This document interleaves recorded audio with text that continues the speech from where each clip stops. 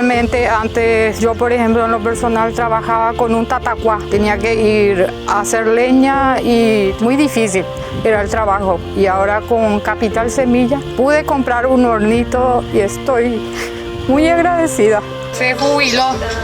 Vamos a modernizar un poquito más. Gracias a Capital Semilla cambiamos por un horno eléctrico. Ahora venga, le voy a mostrar. Este es mi pequeño horno, gracias a Capital Semilla. A full.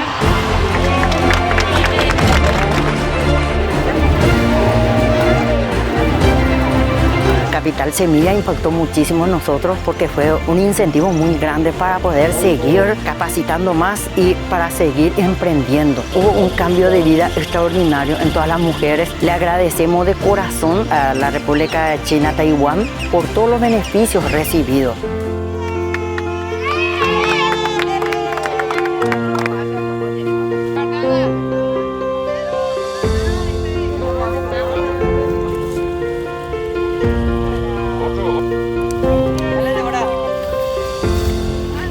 Y a mí en lo personal me vino muy bien para poder implementar una ayuda para mi casa, gracias a Capital Semilla. Me gusta esto, me da vida, no sé cómo explicar. Parece que te da energía, te da fuerza para seguir luchando, levantarte y decir, me tengo que ir a la huerta. Y acá estoy todos los días. Me siento demasiado bien, orgullosa. Doy gracias también a Capital Semilla.